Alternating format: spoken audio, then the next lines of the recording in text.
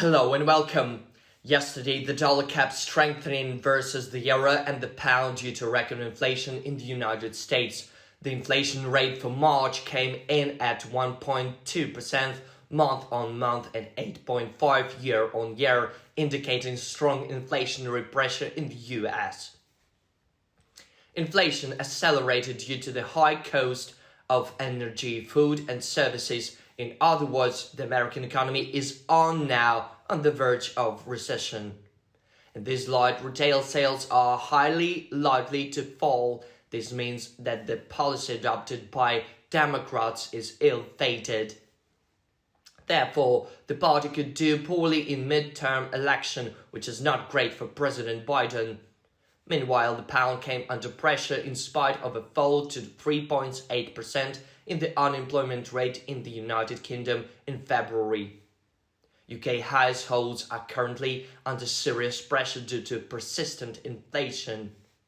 In order to somewhat improve the situation, the Bank of England is highly likely to adopt a soft monetary policy stance because sharp rate hikes will only make things worse for the British economy. Today, the UK will see the release of the Consumer Price Index, which is forecast to come in at 6.7%. If actual results exceed market expectations, the Bank of England may well increase rates at the upcoming meeting. During the North American session, the US will publish data on producer prices. The index is estimated to rise to 10.6% year-on-year. In this light, the US Central Bank will have no other choice but to act more aggressively and raise rates by 50 basis points at the upcoming meeting. As for euro-dollar pair, the pair updated its monthly lows and settled at 1.0810. The price now has limited downside potential. Today, a lot of depend on macro results. A false breakout at 1.0849 will make a strong sell signal with a target at 1.0810. Consolidation below the mark and its test from bottom to top will make an additional sell signal with targets at 1.0772 and 1.0728. You may look for buy entry points on the bounce of these levels, allowing a 25-30 pips intraday correction. You could go long from 1.0772 in case of a false breakout only.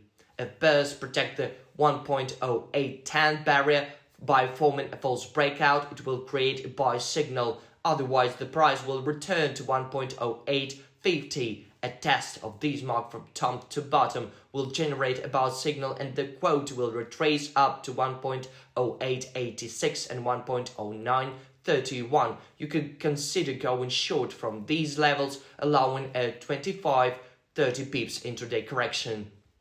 Speaking of the British pound, the pair left one wide channel to stuck in another between 1.2988 and 1.3052. If inflation rises further, the pound is unlikely to continue strengthening. A false breakout at 1.3022 will create a sell signal.